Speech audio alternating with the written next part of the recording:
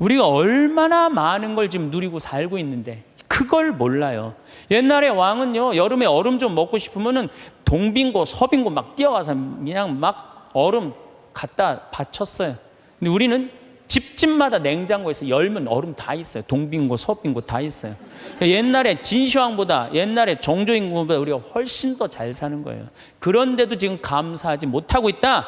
이건 정신적인 병이 들어있는 거예요. 짧은 시간 내에 남들은 100년 역사가 넘는데 우리는 겨우 30년, 40년 됐는데도요, 세계 4위 시장이에요. 4위 시장. 대단한 거예요. 텔레비전 잘 만들어요? 못 만들어요? 잘 만들어요. 2009년 기준으로 미국 LED 텔레비전 시장 90%가 한국 텔레비예요.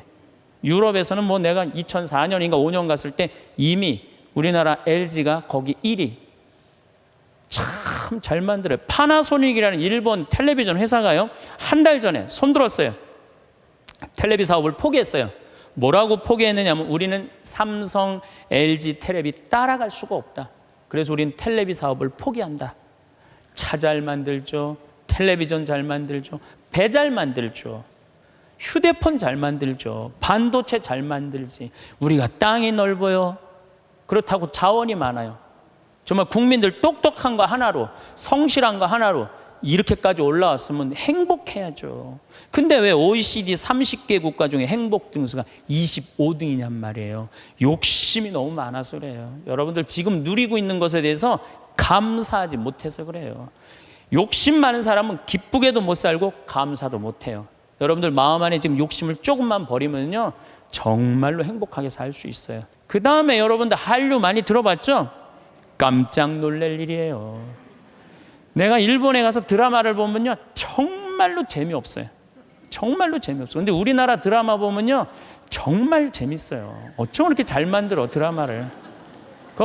저기 대장금을 내가 케냐 나이로비에 갔는데 거기서 나오더라고요. 중동에서 나오는 거 말할 것도 없고, 중동에서 대장금 할 때는 시청률이 90%라 아예 가게를 열 수가 없대. 사람이 돌아다니지 가게를 열지. 그러니까 사람이 없으니까 가게 사람들도 일찍 들어와서 다 보는 거예요. 그러니까 전 국민이 다 본다는 거예요. 참 대단하지 않아요? 그래서 대한민국이라는 거예요. 문화는요, 선진국이 끌고 가는 거예요. 그렇다면 이미 우리나라는 문화 선진국이 된 거예요. 그런데 왜 자살률이 세계 1위야? 15,430명이 2009년에 죽었어요. 1시간에 2명씩 뛰어내려서 죽는 거예요. 이게 국민들이요, 돈도 많이 생겼고 문화도 높은데요, 정신적인 수준이 행복감, 만족감이 떨어지는 거예요. 이제 만족하고 살아야 되거든요. 근데 우리는 아직도 무슨 병이 들어있어? 1등병이 들어있는 거야. 아직도 1등병이 들어있는 거야. 아니 나는 전교 1등은 들어봐도 전국 1등 하라고 아들 때리는 건 난 그게 이해가 안 가는 거예요. 전교 1등이라는 것도 꿈도 못 꾸는데 전국 1등을 안 한다고 아들을 야구방망이로 때리고 골프채로 때리고, 이게 우리의 불행이에요. 여러분들 1등 한다고 행복해요? 출세한다고 행복해요? 여러분들 요즘 텔레비전 보면요, 다 감옥 가는 사람들이요, 출세하고 돈 많고 1등 하는 사람 다 감옥 가요. 그렇지 않아요? 여러분들은 감옥 가고 싶어도 보내주지도 않아요. 여러분 감옥 가고 싶어 보내주지도 않아. 출세한 사람들이 고통을 겪는 거예요. 제일 행복한 사람은요, 1 더하기 1은 2다. 하루하루를 성실하게 사는 사람은 나쁜 짓 안 하고 도둑질 안 하고 사기 안 치고 그리고 성실하게 사는 사람이 매일 일 끝나고 성당에 와서 평일 미사하고 저녁에 가서 성서 읽고 그리고 주무시는 분들이 제일 행복한 분들이에요. 그래서 우리는 정말로 이제 감사하면서 살아야 된다. 감사하는 사람은요, 행복할 수 있어요. 그렇다면 우리가 이제 어떻게 하면 행복하게 살 수 있느냐, 그걸 말씀을 드리겠습니다. 우리가 성모님한테 은총이 가득하신 마리아여, 그러죠? 여러분, 은총이 가득한 게 뭐죠? 내가 성당을 한 10년을 졌는데, 성당을 짓는다고 저녁에 삽자루를 쥐고 계속 삽질을 하고 있는데 기운이 안 나. 근데 형제 하나가 와갖고 딱 넥타이를 부르고 삽을 딱 잡으면요, 내가 기분이 너무 좋아요. 그 형제는 무슨 형제예요? 은총이 가득한 형제. 근데 우리는 성모님한테 은총이 가득한 마리아라고 그래. 그래서 성모님은 왜 은총이 가득하냐? 천사가 나타나갖고 마리아, 아이를 가질 것이다.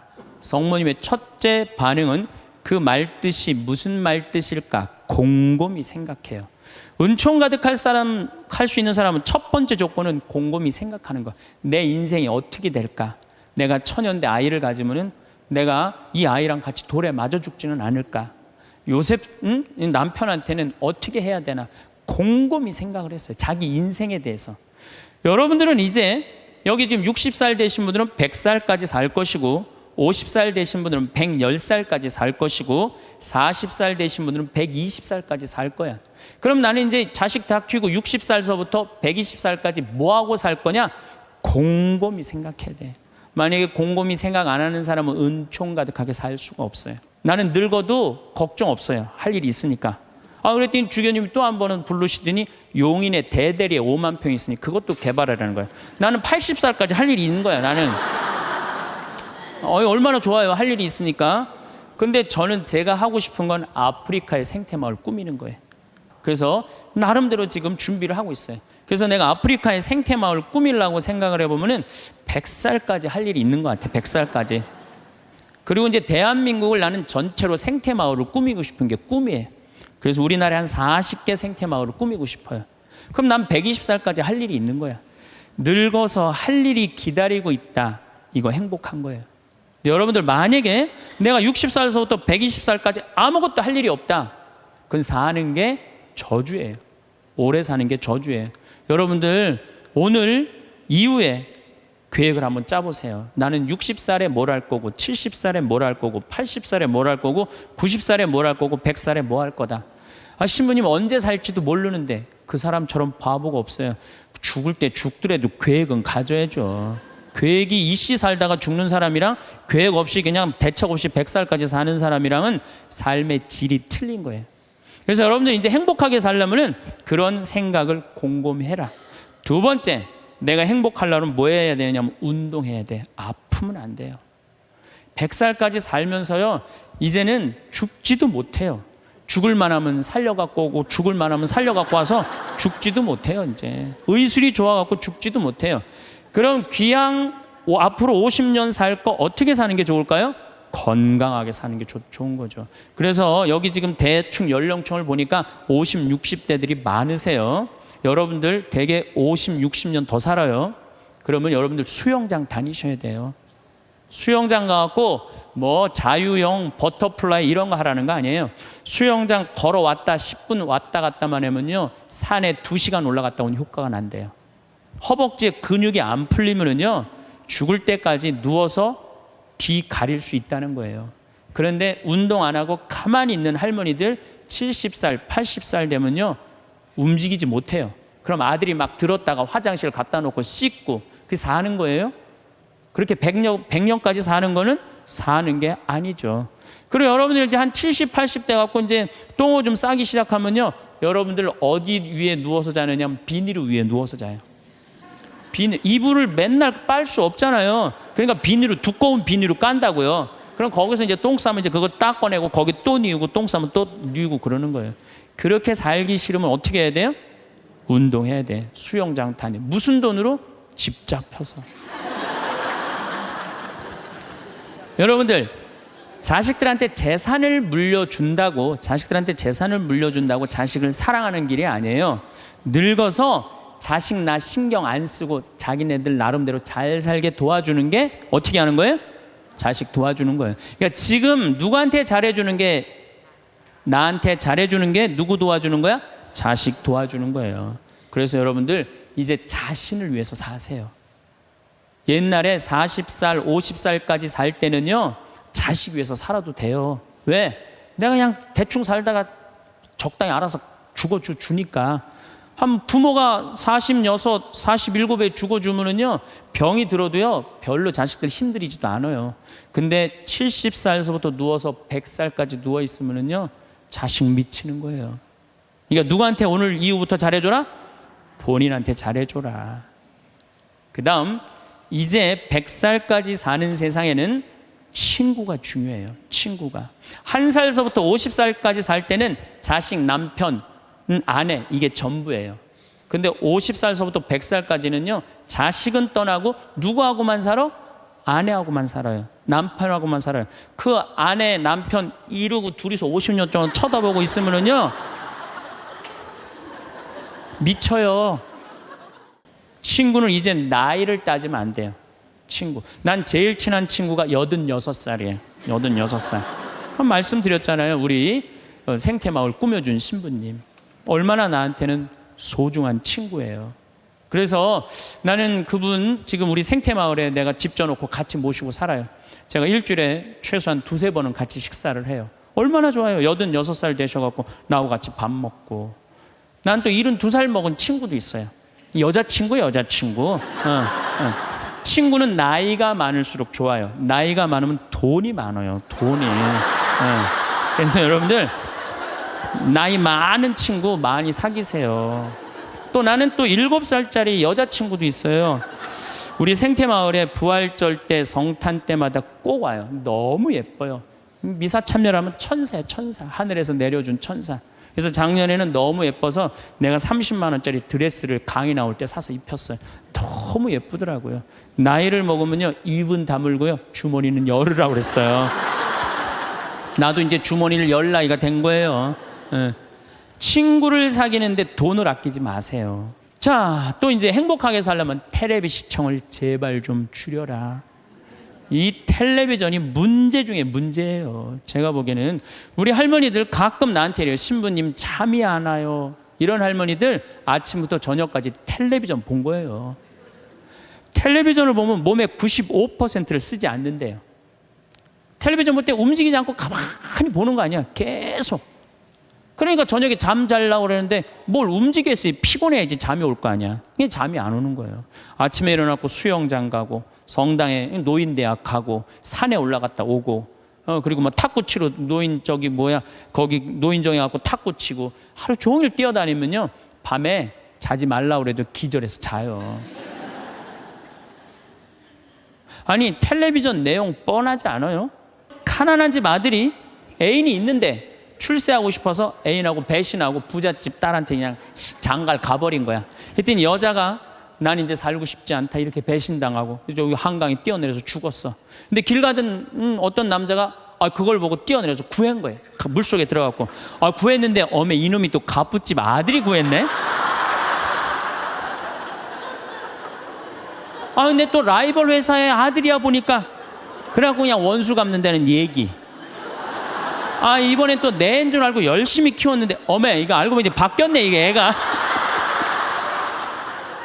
아니 이런 걸 뭘 맨날 보세요. 뭘 맨날 보세요.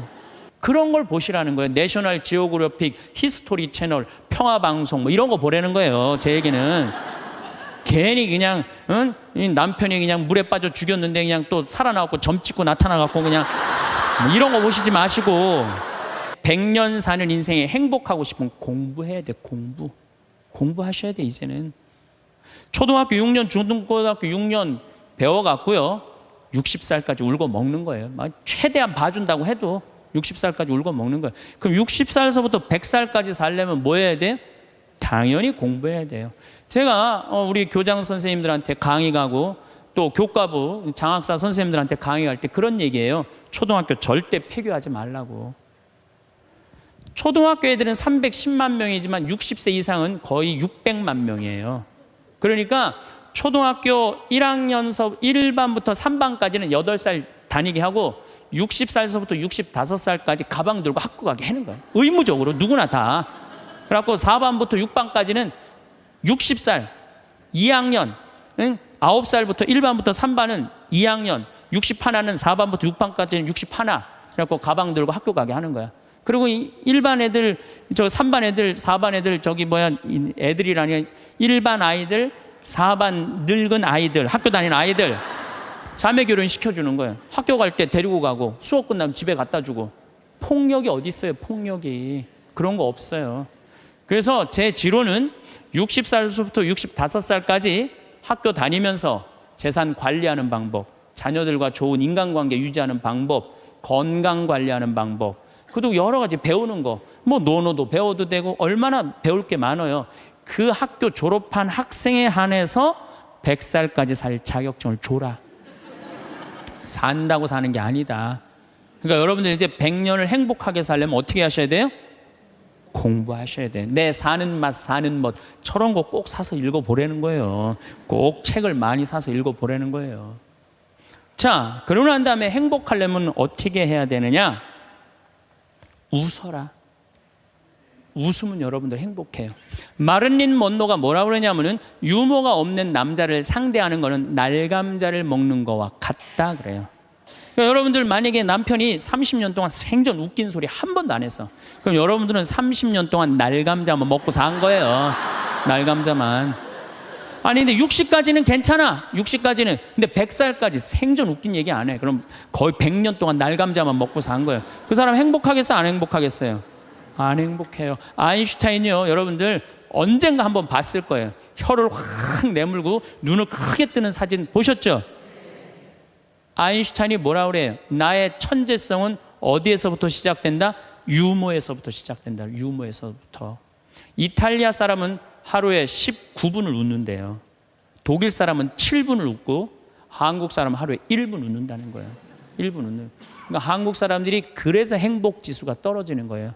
안 웃어서 행복 지수가 떨어지는 거예요. 여러분들 웃는 게 얼마나 좋으냐면요. 이 웃는 여자들을 보면은요, 이뻐요. 웃는 여자들을 보면 예뻐. 왜 이쁜 줄 아세요? 막 웃으면 장운동이 막 돼. 장운동이 되면 막 소화도 잘 되고 피부가 예뻐. 그럼 피부가 예쁘면 사람들이 예쁘다 그러면 또 웃어 막 웃어. 그럼 또 장운동이 또 돼. 장운동이 되면 또 40이 됐는데 얼굴이 예쁘다 그러면 또 막 웃어. 그럼 또 장운동이 돼. 계속 그 사람 이쁜 거예요. 계속. 그러니까 이쁜 여자는 이쁠 수밖에 없어요. 왜? 웃어서. 그런데 안 웃는 여자는요, 딱 안 웃어. 그럼 사람들이 말도 안 걸어. 맨날 인상 써. 그러니까 장운동이 안 돼. 소화가 안 되는 거야. 소화가 안 되니까 또 인상을 써. 그러니까 주위에서 인상 쓰니까 피해. 그러니까 피하니까 저거에 날 또 피해야지. 그리고 또 인상을 써. 근데 장운동이 또 안 돼. 장운동이 안 되니까 또 인상을 쓰고. 그러니까 계속 인상을 쓰는 거야. 그럼 50살쯤 되면 안 웃은 사람은요, 얼굴에 굵은 주름만 있는 거야. 굵은 주름만. 그래갖고 그냥 얼굴을 보면은요, 이마에 막 칼자국 쫙 나 있고 막 이런데 칼자국 나 있는 거야, 그냥. 그러니까 안 웃는 사람은요, 결국은 웃는 사람이 나타나면 주위에 1m 사람들이 확 모여요. 근데 안 웃는 사람이 딱 나타나면 갑자기 5m 뒤로 사람이 다 물러나요. 그 사람 주위로. 그러니까 나는 매력적인 사람이 되고 싶다. 그럼 웃으면 돼요. 여러분들 웃을 때요, 웃는 여자들, 웃는 남자들은 목 디스크도 안 걸려요. 왜 안 걸리는 줄 아세요? 웃으면서 계속 이러는데 목 디스크가 걸리겠어요? 어떤 사람들이 목 디스크 그냥 이러고 인상 쓰고 있는 사람, 이런 사람이 목 디스크 걸리는 거예요. 네. 웃는 게 정말로 중요한 거예요. 맨 마지막으로 제 모든 강의의 결론입니다. 자기한테 잘해줘라. 우리는 너무 자기 자신한테 함부로 대한다. 작년 2월 달에 우리 생태마을에 대장암이 걸린 교회 다니는 자매가 하나 왔어요. 우리가 그때 암 환자들이 한 10명 있었는데 마리아, 데레사, 루시아 그러니까 하루 나한테 오더니 신부님 나도 본명 하나만 달라는 거, 세례명 하나만. 그 이제 그렇게 부르니까 좀 세례명이 부러웠나 봐요. 돈 드는 것도 아니니까 요한나 이거 가지라고 줬어요, 내가. 공짜인데 요한나가 됐어, 이 자매가. 요한나가 됐는데 우리 생태마을에 작년에 암 환자가 한 10분 정도 있었는데 정말로 서로 마음이 맞는 거예요. 같은 병이 걸려 있으니까 서로 위로가 되고 정말 형제같이.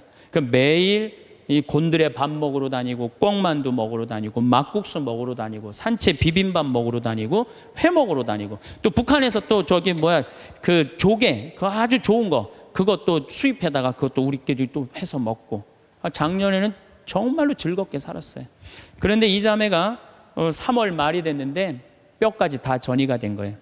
근데 암 환자가 뼈까지 전이가 되면 누워서 못 자요. 아파서. 앉아서 잔 거지. 다음날 성당 마당에서 날 만났어요.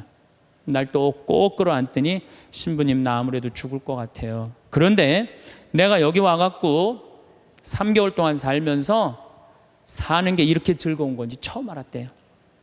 아니 3,000원짜리 곤드레 밥을 먹으러 가도 이렇게 맛있고 즐거운 건 처음이래. 이렇게 같은 마음 통하는 우리 환자들이랑 환우들이랑 같이 먹어서 너무너무 행복했다는 거예요.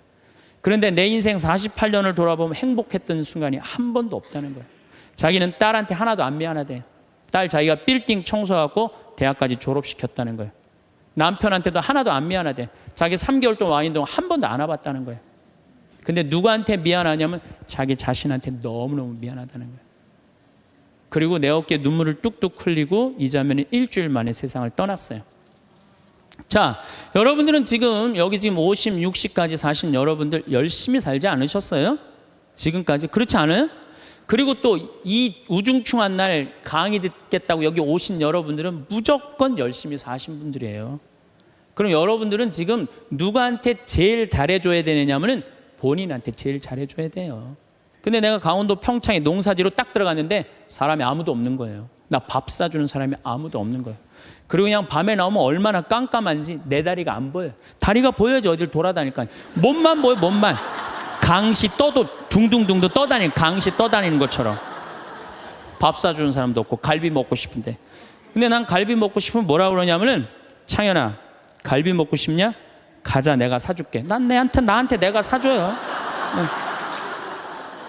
내가 또 회 먹고 싶으면은 창현아, 회 먹고 싶냐? 가자, 내가 사줄게. 난 나한테 내가 사줘요. 나는 나한테 내가 사주니까 남한테 원망 안 해요. 왜? 내가 즐겁게 먹으니까. 근데 여기 있는 우리 많은 자매님들 자기 돈으로 사 먹을 생각은 안 하고 아들이 사줄래나 남편이 사줄래나 1년 전에도 안 사주더니 또 안 사주네 이러고 그냥 맨날 청승을 떨면은요 알아주는 사람 아무도 없다고. 그리고 여러분들 100년 동안 살 동안 여러분들 행복을 이웃이 챙겨줄 수 있을까요? 남편이 100년 동안 챙겨줄 수 있어요? 자식이 100년 동안 챙겨줄 수 있어요? 행복은 누가 챙기는 거냐면 내가 챙기는 거예요. 내가 나한테 행복할 수 있도록 해줘야 돼요. 근데 그냥 자기한테는 잘해줄 생각을 안 하고 남이 나한테 안 해줄까 이것만 계속 바라고 있으면 그런 여자들이 복장 터지는 여자들이에요. 그런 여자들이. 이제는 행복의 주인공은 누구다? 나다. 옷도 좀 사 입으세요. 옷도. 자기가 무슨 군인이야. 철모 쓰고 그냥 1년 내내 딱 그냥 바뀌지 않는 옷 입고 돌아다니면요. 집에서 왔다 갔다 하면요. 이 전부 다 심란해요. 여러분들도 이제 그만 자식 위해서 희생하세요. 집 잡혀갖고 먹고 싶은 거, 입고 싶은 거, 여행 다니고 싶은 거 다 다니세요. 다 다니고 한 90살 때 이제 죽을 때쯤 통장에 500만 원 딱 남겨놓고 자식들 불러요. 부르고 이렇게 말하세요. 나는 행복했다. 하고 싶은 대로 다 해서. 니네들도 행복해라. 그리고 돌아가셔야 돼요. 참 예수님, 반갑습니다. 네. 이제 지난주에 이어서 항상 어떤 처지에든 감사하여에 대해서 말씀을 드리겠습니다. 여러분들 참 우리나라 행복한 나라예요.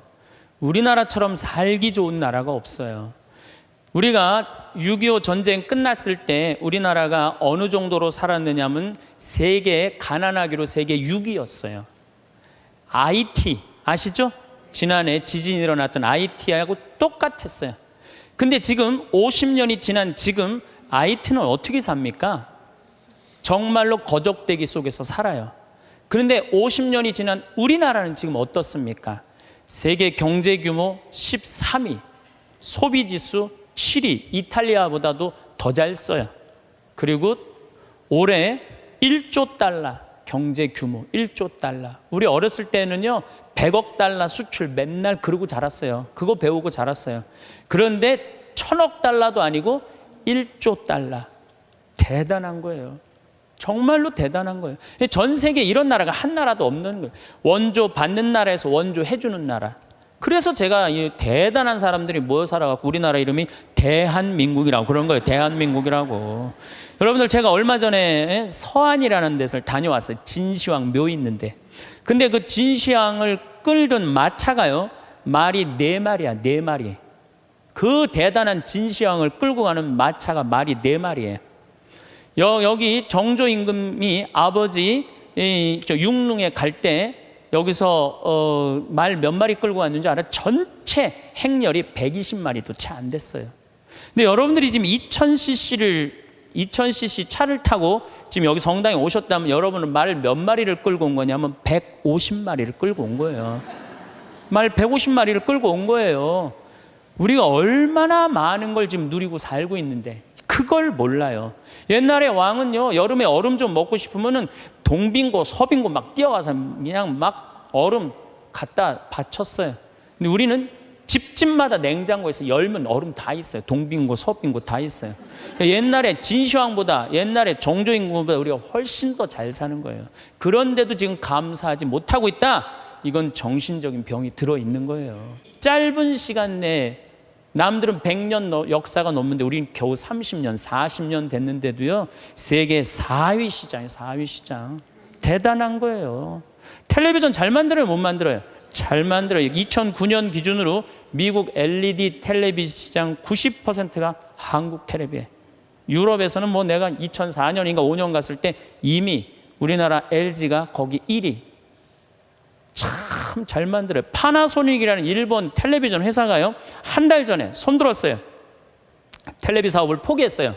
뭐라고 포기했느냐면 우리는 삼성, LG 텔레비 따라갈 수가 없다. 그래서 우리는 텔레비 사업을 포기한다. 차 잘 만들죠. 텔레비전 잘 만들죠. 배 잘 만들죠.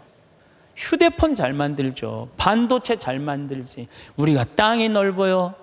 그렇다고 자원이 많아요. 정말 국민들 똑똑한 거 하나로, 성실한 거 하나로 이렇게까지 올라왔으면 행복해야죠. 근데 왜 OECD 30개 국가 중에 행복 등수가 25등이냔 말이에요. 욕심이 너무 많아서 그래요. 여러분들 지금 누리고 있는 것에 대해서 감사하지 못해서 그래요. 욕심 많은 사람은 기쁘게도 못 살고 감사도 못 해요. 여러분들 마음 안에 지금 욕심을 조금만 버리면요, 정말로 행복하게 살 수 있어요. 여러분들 우리나라 국부의 원천은 어디에 있다고 생각하세요? 국부의 원천은 살림에 있어요. 살림에. 전 세계에서 잘 사는 나라의 첫 번째 조건은 살림입니다. 독일이 그렇고 일본이 그렇고 미국이 그래요. 우리나라가요, 살림 녹화가 유엔에서 뭐라고 그랬냐면은 개발도상 국가 중에 살림 녹화를 성공한 나라는 대한민국 하나라고 그래요. 우리 지금 여기 할머니들 어렸을 때 산 빨겠어요, 안 빨겠어요? 빨겠죠? 근데 지금 우리나라 산 어디를 다나나 파래요, 안 파래요? 정말로 파래요. 이거 돌아간 박정희 대통령, 또 현신규 박사라고 있어요. 여러분들 은사시나무 들어봤죠? 그걸 현사시나무라고 그래요. 현신규 박사 성을 따서 아예 나무 이름을 현씨로 바꾼 거예요. 그만큼 그 나무에 대단한 우리나라 과학자가 있어요. 그 다음에 뭐 옛날에 이 산림청이 원래는 농림부에 있어야 되는데 우리나라는 산림청을 내무부에 넣어버렸어요. 왜 내무부에 넣느냐면 그 갈비 긁어가면은 그 사법권 행사하려고. 세계적으로 그런 예가 하나도 없다는 거예요. 그만큼 산림 녹화의 의지가 강했던 거예요. 지금 60대, 70대 되신 우리 할머니, 할아버지들이 사방공사 다 하고 맨날 가서 식목일에 나무 심고 이래서 이 나라가 이렇게 잘 살게 된 거예요. 우리나라가 언제부터 산림 녹화가 끝나냐면 1980년에 산림 녹화가 끝나. 그때부터 경제 성장 시작한 거예요. 제대로 된 성장. 이렇게 산이 풍요로운 나라가 없어요. 그런데 국민들이 안 행복해. 그 기가 막힌 산을 보고도. 그러니까 우리가 가지고 있는 가치에 대해서 우리 스스로 모르는 거예요. 그 다음에 여러분들 한류 많이 들어봤죠? 깜짝 놀랄 일이에요. 내가 일본에 가서 드라마를 보면요, 정말로 재미없어요. 정말로 재미없어요. 근데 우리나라 드라마 보면요, 정말 재밌어요. 어쩜 그렇게 잘 만들어, 드라마를. 저기 대장금을 내가 케냐 나이로비에 갔는데 거기서 나오더라고요. 중동에서 나오는 거 말할 것도 없고, 중동에서 대장금 할 때는 시청률이 90%라 아예 가게를 열 수가 없대. 사람이 돌아다니지 가게를 열지. 그러니까 사람이 없으니까 가게 사람들도 일찍 들어와서 다 보는 거예요. 그러니까 전 국민이 다 본다는 거예요. 참 대단하지 않아요? 그래서 대한민국이라는 거예요. 문화는요, 선진국이 끌고 가는 거예요. 그렇다면 이미 우리나라는 문화 선진국이 된 거예요. 그런데 왜 자살률이 세계 1위야? 15,430명이 2009년에 죽었어요. 1시간에 2명씩 뛰어내려서 죽는 거예요. 이게 국민들이요, 돈도 많이 생겼고 문화도 높은데요, 정신적인 수준이 행복감, 만족감이 떨어지는 거예요. 이제 만족하고 살아야 되거든요. 근데 우리는 아직도 무슨 병이 들어있어? 1등병이 들어있는 거야. 아직도 1등병이 들어있는 거야. 아니 나는 전교 1등은 들어봐도 전국 1등 하라고 아들 때리는 건 난 그게 이해가 안 가는 거예요. 전교 1등이라는 것도 꿈도 못 꾸는데 전국 1등을 안 한다고 아들을 야구 방망이로 때리고 골프채로 때리고, 이게 우리의 불행이에요. 여러분들 1등 한다고 행복해요? 출세한다고 행복해요? 여러분들 요즘 텔레비전 보면요, 다 감옥 가는 사람들이요, 출세하고 돈 많고 1등 하는 사람 다 감옥 가요. 그렇지 않아요? 여러분들은 감옥 가고 싶어도 보내주지도 않아요. 여러분 감옥 가고 싶어 보내주지도 않아. 출세한 사람들이 고통을 겪는 거예요. 제일 행복한 사람은요, 1 더하기는 2다. 하루하루를 성실하게 사는 사람은 나쁜 짓 안 하고 도둑질 안 하고 사기 안 치고 그리고 성실하게 사는 사람이 매일 일 끝나고 성당에 와서 평일 미사하고 저녁에 갖고 성서 읽고 그리고 주무시는 분들이 제일 행복한 분들이에요. 5,000년 역사상 지금처럼 대한민국이 국부가 정말로 탄탄한 적은 없었어요. 요즘 제가 너무너무 대한민국에 대해서 전 자랑스러워요. 뭐 강의 외국을 나가면서 또 뭐 여기저기 여행 다니면서 환경 문제 때문에 좀 다니면서 내 나라가 너무너무 나는 우리 수원교구의 그 수원교구 대리구장 신부님이라고 있어요. 최재용 신부님이 정말 기가 막힌 말씀을 하시더라고요. 어떤 말씀을 하시냐면은 우리 이제 신부들이 이제 서품식 때 막 신부들이 한 30명 나오니까 막 서품 시간이 2시간, 3시간 막 길어지니까 신부들이 짜증을 부리니까 신부님이 이런 말씀을 하시더라고요. 나는 말이야, 이 고속도로에 차가 막혀 있으면 가슴이 막 너무 터질 듯한 만 기쁘대요. 터질 듯하게. 무슨 소리냐 그랬더니 자기 어렸을 땐 차 구경하기 하루에 한 대도 구경 못했다는 거예요. 한 대도 구경 못했는데 지금은 그 차가 너무 많아갖고 이게 그냥 꽉 차 있으면요, 내 나라가 이렇게 잘 살게 됐구나, 터질 듯 하다는 거예요. 그러면서 신부님 말씀이 서품식 옛날에 신부 하나 둘 나오는데 지금 30명씩 나오는데 그 줄 서서 가는 거 보면 가슴이 터질 듯 하다는 거예요. 그 터질 듯한 거랑 우리나라 자동차 터질 듯한 거랑 똑같다는 거예요. 그 말씀 들어보니까요, 정말로 맞는 말씀이에요. 이렇게 정말로 행복한 나라에서 국민들이 왜 감사하지 못하느냐고요. 하나 아쉬운 게 있다면은 우리나라가 다 잘 나가요. 근데 제가 환경운동하는 신부로서 제일 걱정되는 건 뭐냐면 식량이에요. 식량. 뭐 FTA가 어떻게 되는지 난 잘 모르겠어요. 그렇지만은 역사적으로 대왕 칭호를 듣는 사람들은요, 국민들 배 안 굶겨요. 식량 자급률 높여요. 세종대왕이 그랬어요. 세종대왕이 뭐라 그러냐면 백성은 밥을 하늘로 삼고 나라는 백성을 하늘로 삼는다고 그랬어요. 먹는 게 굉장히 중요합니다. 먹는 걸 무시하는 임금은요, 성군이 될 수가 없어요.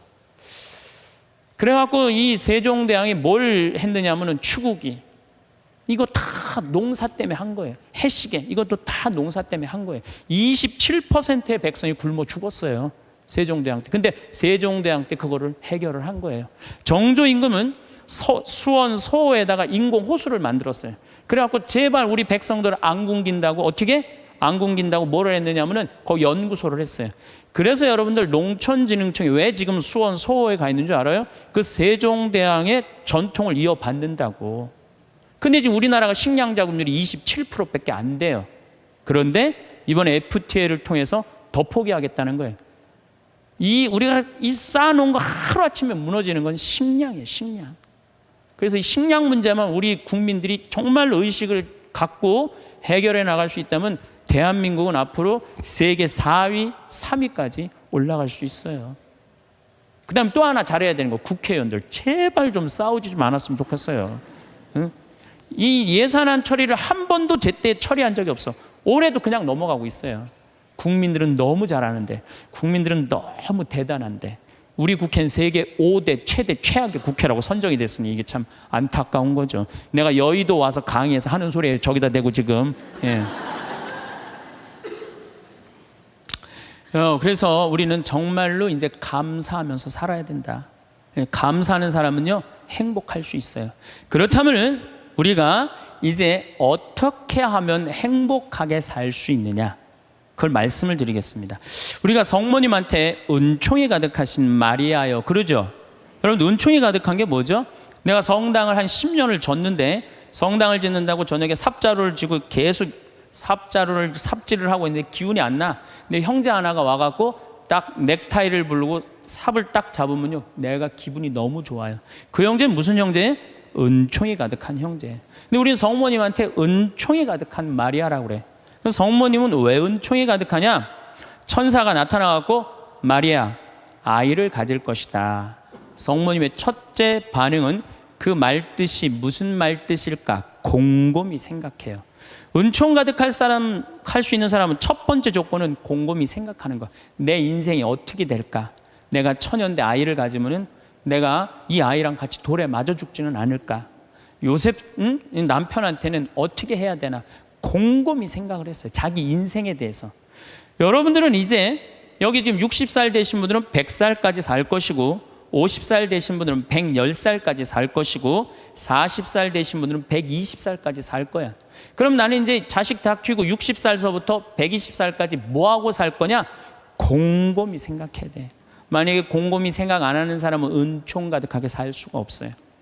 저는 신학생 때 이런 생각을 했어요. 우리가 지금 성당 건물 짓는 것만 중요한 게 아니다. 앞으로 주 5일제가 되면은 교우들은 바깥으로 나간다. 2만 달러가 넘으면 거의 선진국이 예를 들어보면 전부 주일미사 안 하고 다 놀러 나간다. 그렇다면 이제는 교회는 도시에다가 건물을 짓는 게 중요한 게 아니고 자연 안에다가 교우들이 와서 기도하고 쉴 수 있는 데를 만들어야 된다. 난 그 신학생 때 곰곰이 생각했어요. 그 신부되자마자 내가 땅 보러 다녔어요. 돈 한 푼도 없는데도 30억짜리 40억짜리 막 땅 보러 다녔어요. 근데 마침 교구에서 땅이 있고 선배 우리 김창린 신부님이 도와주셔서 내가 32살 때부터 필리포 생태마을을 꾸미기 시작했어요. 이제는 거의 완성 단계에 왔어요. 내 사제생활 20년 동안을 거의 그걸 다 한 거예요. 그랬더니 우리 주교님께서 황 신부 그 평창도 중요하지만 여주의 땅이 15만 평이 있으니 그걸 개발해봐라. 그래서 내가 지금 그거 개발 전담 신부예요. 그런데 평창은 15,000평인데 여주는 15만 평에. 내가 이제 그거를 이제 꾸밀려고 그러면은 내가 또 한 20년은 또 그냥 흘러가겠어요. 너무너무 바쁘게. 나는 20년 동안 할 일이 있어요. 나는 늙어도 걱정 없어요. 할 일이 있으니까. 그랬더니 주교님이 또 한 번은 부르시더니 용인에 대대리에 5만 평이 있으니 그것도 개발하라는 거예요. 나는 80살까지 할 일이 있는 거야. 나는 얼마나 좋아요. 할 일이 있으니까. 근데 저는 제가 하고 싶은 건 아프리카의 생태마을 꾸미는 거예요. 그래갖고 지금 말라이 김청자 선생 가 있는데 우리 한상호 신부님 우리 또 수원교구 신부들 가 있는데 내가 관심 많아요. 그래서 나름대로 지금 준비를 하고 있어요. 그래서 내가 아프리카의 생태마을 꾸미려고 생각을 해보면은 100살까지 할 일이 있는 것 같아. 100살까지. 그리고 이제 대한민국을 나는 전체로 생태마을을 꾸미고 싶은 게 꿈이에요. 그래서 우리나라에 한 40개 생태마을을 꾸미고 싶어요. 그럼 난 120살까지 할 일이 있는 거야. 늙어서 할 일이 기다리고 있다. 이거 행복한 거예요. 여러분들 만약에 내가 60살서부터 120살까지 아무것도 할 일이 없다. 그건 사는 게 저주예요. 오래 사는 게 저주예요. 여러분들 오늘 이후에 계획을 한번 짜보세요. 나는 60살에 뭘 할 거고 70살에 뭘 할 거고 80살에 뭘 할 거고 90살에 뭘 할 거고 100살에 뭐 할 거다. 신부님 언제 살지도 모르는데 그 사람처럼 바보가 없어요. 죽을 때 죽더라도 계획은 가져야죠. 계획이 이씨 살다가 죽는 사람이랑 계획 없이 그냥 대책 없이 100살까지 사는 사람이랑은 삶의 질이 틀린 거예요. 그래서 여러분들 이제 행복하게 살려면은 그런 생각을 곰곰이 해라. 두 번째, 내가 행복하려면 뭐 해야 되냐면 운동해야 돼. 아프면 안 돼요. 100살까지 살면서요, 이제는 죽지도 못해요. 죽을 만하면 살려갖고 오고 죽을 만하면 살려갖고 와서 죽지도 못해요. 이제 의술이 좋아갖고 죽지도 못해요. 그럼 귀양 앞으로 50년 살 거 어떻게 사는 게 좋을까요?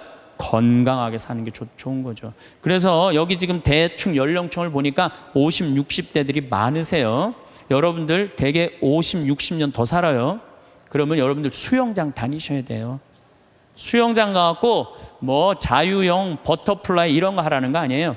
수영장 걸어왔다 10분 왔다 갔다만 하면요, 산에 2시간 올라갔다 온 효과가 난대요. 허벅지에 근육이 안 풀리면은요, 죽을 때까지 누워서 뒤 가릴 수 있다는 거예요.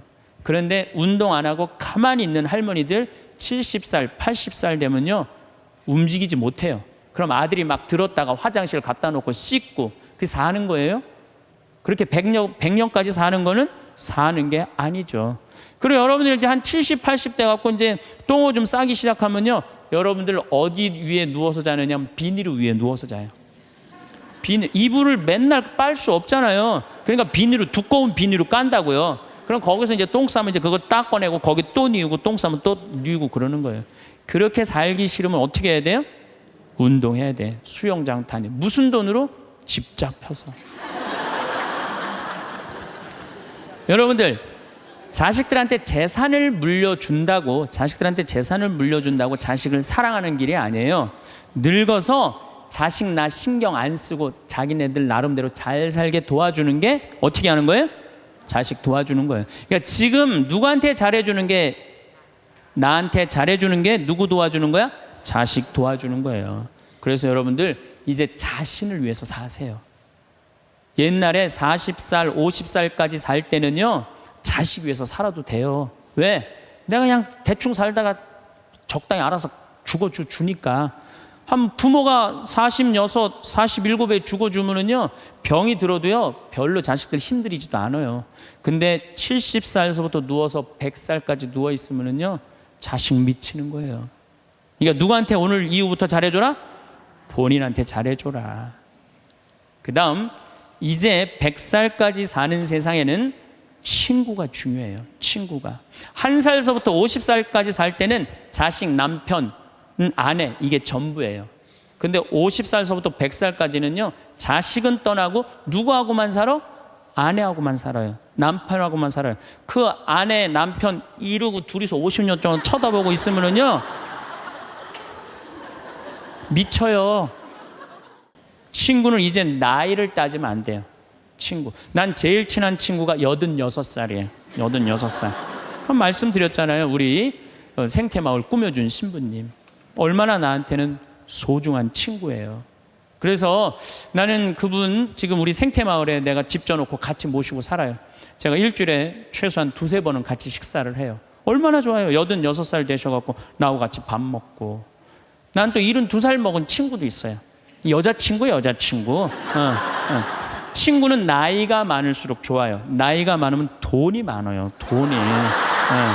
그래서 여러분들 나이 많은 친구 많이 사귀세요. 또 나는 또 7살짜리 여자친구도 있어요.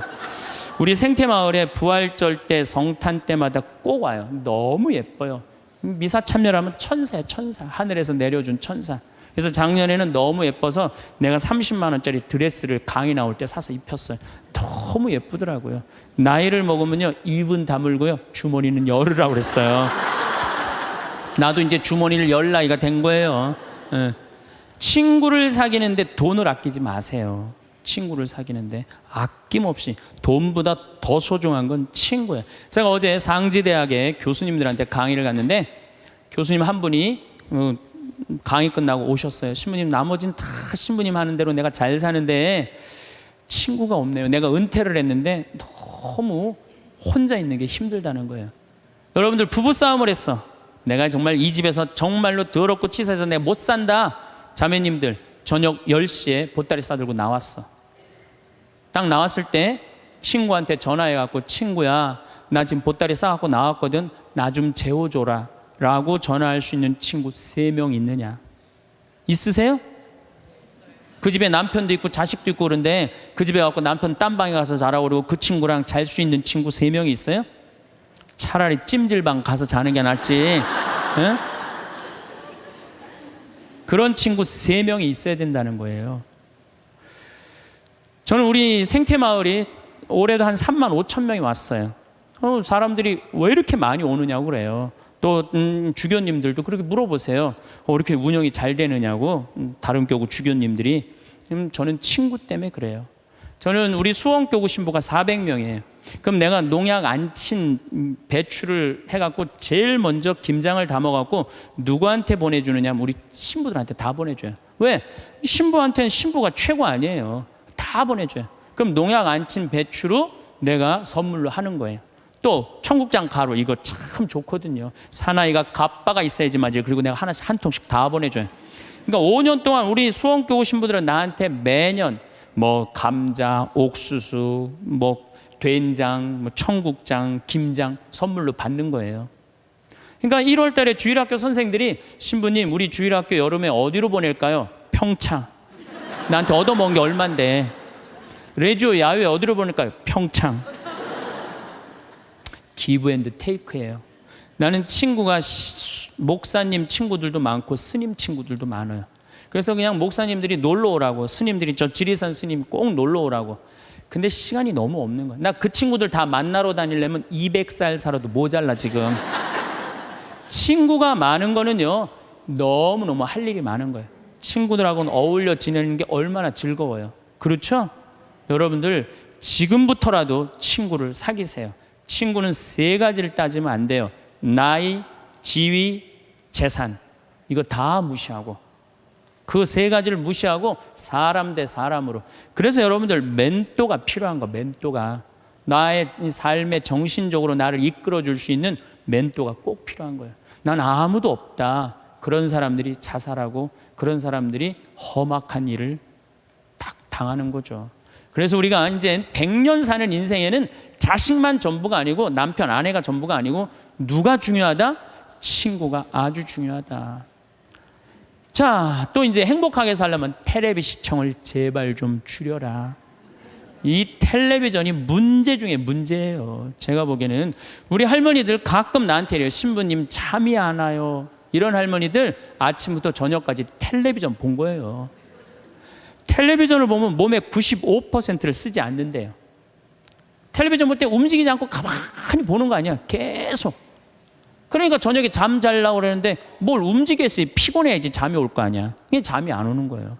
아침에 일어나고 수영장 가고, 성당에 노인대학 가고, 산에 올라갔다 오고, 그리고 뭐 탁구 치러 거기 노인정에 가고 탁구 치고, 하루 종일 뛰어다니면요, 밤에 자지 말라고 그래도 기절해서 자요. 아니, 텔레비전 내용 뻔하지 않아요?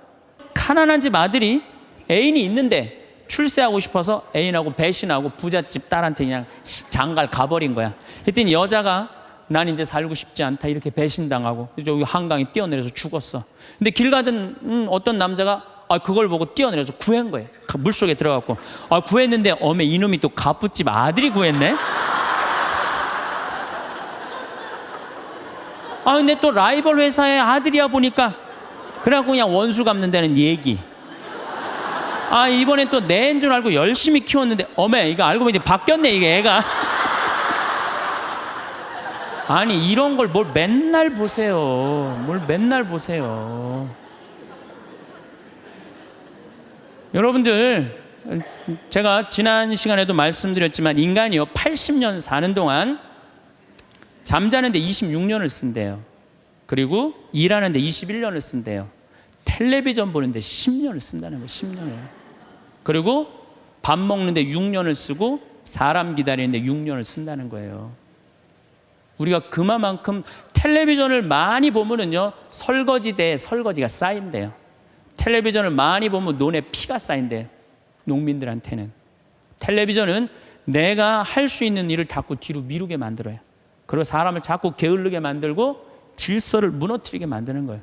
텔레비전을 보려고 해도 사건 중심의 드라마를 보라는 거예요. 사건 중심의. 맨날 애정 그런 거 보시지 마시고. 요즘 저는 지금 못 봤는데 지금 2번을 봤어요. 뿌리 깊은 나무라고, 세종대왕이 한글 반포하는 과정. 너무 훌륭한 프로그램이에요. 난 뭐 그 회사에서 돈 받은 것도 없지만은 너무 훌륭한 프로그램이에요. 2번을 봤는데 글이 얼마나 중요한지 정말로 잘 표현했더라고요. 그런 걸 보시라는 거예요. 내셔널 지오그래픽, 히스토리 채널, 평화방송 뭐 이런 거 보라는 거예요. 제 얘기는. 괜히 그냥 이 남편이 그냥 물에 빠져 죽였는데 그냥 또 살아나갖고 점 찍고 나타나갖고 그냥 뭐 이런 거 보시지 마시고.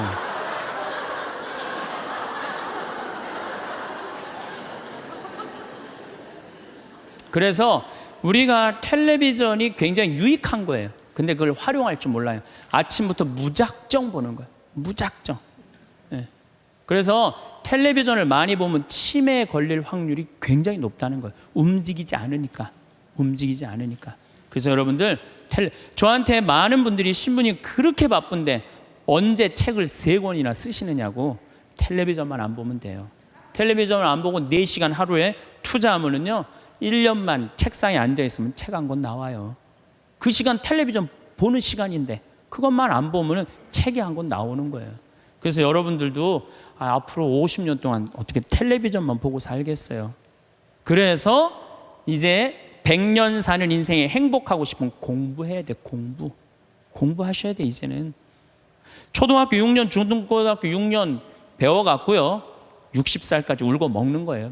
최대한 봐준다고 해도 60살까지 울고 먹는 거예요. 그럼 60살서부터 100살까지 살려면 뭐 해야 돼요? 당연히 공부해야 돼요. 제가 우리 교장 선생님들한테 강의 가고 또 교과부 장학사 선생님들한테 강의할 때 그런 얘기예요. 초등학교 절대 폐교하지 말라고. 초등학교 애들은 310만 명이지만 60세 이상은 거의 600만 명이에요. 그러니까 초등학교 1학년서 1반부터 3반까지는 8살 다니게 하고 60살서부터 65살까지 가방 들고 학교 가게 하는 거예요. 의무적으로 누구나 다. 그래갖고 4반부터 6반까지는 60살 2학년 9살부터 1반부터 3반은 2학년 61는 4반부터 6반까지는 61 그래갖고 가방 들고 학교 가게 하는 거야. 그리고 1반 애들 3반 애들 4반 애들 애들이라니 1반 아이들 4반 늙은 아이들 학교 다니는 아이들 자매 결혼 시켜주는 거예요. 학교 갈 때 데리고 가고 수업 끝나면 집에 갖다 주고. 폭력이 어디 있어요? 폭력이. 그런 거 없어요. 그래서 제 지론은 60살부터 65살까지 학교 다니면서 재산 관리하는 방법, 자녀들과 좋은 인간관계 유지하는 방법, 건강 관리하는 방법, 그리고 여러 가지 배우는 거, 논어도 배워도 되고 얼마나 배울 게 많아요. 그 학교 졸업한 학생에 한해서 100살까지 살 자격증을 줘라. 산다고 사는 게 아니다. 그러니까 여러분들 이제 100년을 행복하게 살려면 어떻게 하셔야 돼요? 공부하셔야 돼요. 내 사는 맛 사는 멋 저런 거 꼭 사서 읽어보라는 거예요. 꼭 책을 많이 사서 읽어보라는 거예요. 자, 그러고 난 다음에 행복하려면 어떻게 해야 되느냐? 웃어라. 웃으면 여러분들 행복해요. 마를린 먼로가 뭐라고 그러냐면은 유머가 없는 남자를 상대하는 거는 날감자를 먹는 거와 같다 그래요. 그러니까 여러분들 만약에 남편이 30년 동안 생전 웃긴 소리 한 번도 안 했어. 그럼 여러분들은 30년 동안 날감자만 먹고 산 거예요. 날감자만. 아니 근데 60까지는 괜찮아. 60까지는. 근데 100살까지 생전 웃긴 얘기 안 해. 그럼 거의 100년 동안 날감자만 먹고 산 거예요. 그 사람 행복하겠어요? 안 행복하겠어요? 안 행복해요. 아인슈타인이요. 여러분들 언젠가 한번 봤을 거예요. 혀를 확 내물고 눈을 크게 뜨는 사진 보셨죠? 아인슈타인이 뭐라 그래요? 나의 천재성은 어디에서부터 시작된다? 유머에서부터 시작된다. 유머에서부터. 이탈리아 사람은 하루에 19분을 웃는데요. 독일 사람은 7분을 웃고 한국 사람은 하루에 1분 웃는다는 거예요. 1분 웃는. 그러니까 한국 사람들이 그래서 행복 지수가 떨어지는 거예요. 안 웃어서 행복 지수가 떨어지는 거예요. 여러분들 웃는 게 얼마나 좋으냐면요. 이 웃는 여자들을 보면은요, 이뻐요. 웃는 여자들을 보면 예뻐. 왜 이쁜 줄 아세요? 막 웃으면 장운동이 막 돼. 장운동이 되면 막 소화도 잘 되고 피부가 예뻐. 그럼 피부가 예쁘면 사람들이 예쁘다 그러면 또 웃어 막 웃어. 그럼 또 장운동이 또 돼. 장운동이 되면 또 40이 되는데 얼굴이 예쁘다 그러면 또 막 웃어. 그럼 또 장운동이 돼. 계속 그 사람이 이쁜 거예요. 계속. 그러니까 이쁜 여자는 이쁠 수밖에 없어요. 왜? 웃어서. 그런데 안 웃는 여자는요, 딱 안 웃어. 그럼 사람들이 말도 안 걸어. 맨날 인상 써. 그러니까 장운동이 안 돼. 소화가 안 되는 거야.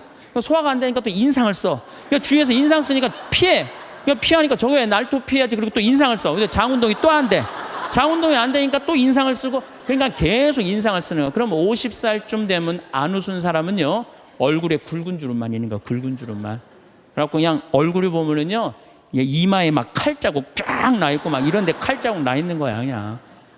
그러니까 안 웃는 사람은요, 결국은 웃는 사람이 나타나면 주위에 1m 사람들이 확 모여요. 근데 안 웃는 사람이 딱 나타나면 갑자기 5m 뒤로 사람이 다 물러나요. 그 사람 주위로. 그러니까 나는 매력적인 사람이 되고 싶다.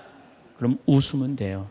여러분들, 사람은 520개의 근육이 있는데 마라톤을 할 땐 15개가 움직이는데 웃을 땐 230개가 움직인대요. 그러니까 그렇게 좋은 거예요. 여러분들 웃을 때요, 웃는 여자들, 웃는 남자들은 목 디스크도 안 걸려요. 왜 안 걸리는 줄 아세요? 웃으면서 계속 이러는데 목 디스크가 걸리겠어요? 어떤 사람들이 목 디스크 그냥 이러고 인상 쓰고 있는 사람, 이런 사람이 목 디스크 걸리는 거예요. 네. 웃는 게 정말로 중요한 거예요. 그래서 좀 유머를 좀 해라. 내가 전 시간에 유머 그거 하나 했죠. 예, 재미난 거 하나 했죠. 기억 안 나세요? 지금 또 재미난 유머 하나 할게요. 두 개 할게요. 두 개. 이 토끼의 집념이라는 유머예요. 이제까지는 강의고 지금은 유머예요. 토끼가 하루는 약국에 딱 들어가고 아저씨 당근 있어요? 딱 그랬어요. 그때 약사가 토끼가 약국에서 당근을 찾으니까 기분이 나쁘단 말이에요. 약국엔 당근 없다 딱 그랬어요. 알았어요. 그리고 갔어요. 다음날 또 토끼가 또 왔어요. 아저씨 당근 있어요?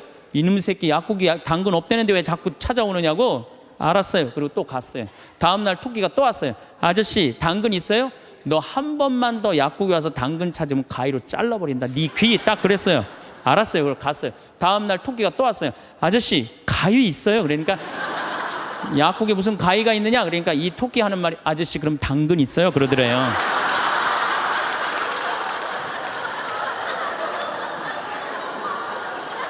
이게 토끼의 집념이라는 거. 집념. 내가 유머를 한두 개는 좀 알아갖고 유머를 하는 건 상당히 여유로운 거예요. 또 하나 재미난 얘기 해드릴게요. 이 숫자 2.5가 3한테 정말로 깍듯이 인사를 하는 거예요. 형님 안녕하셨습니까? 3이 너무 기분 좋은 거예요. 겨우 0.5밖에 차이가 안 나는데도 깍듯이 인사를 하니까 그냥 늘 그렇게 깍듯이 하는데 어느 날 갑자기 2.5가 딱 오더니 야 3 일로 와봐 딱 그러는 거예요. 깜짝 놀란 이놈이 미쳤나? 너 미쳤냐? 그러니까 왜? 나 지금 점 빼고 왔는데 너 왜 그러냐? 딱 그러더래요.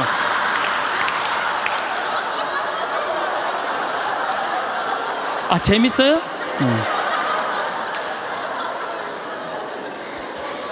우리가 살면서 유머라는 것은 분위기를 굉장히 부드럽게 만들어줘요. 그래서 여러분들 좀 삶에 여유가 있는 사람, 이런 사람들이 유머를 잘 할 수가 있는 거예요.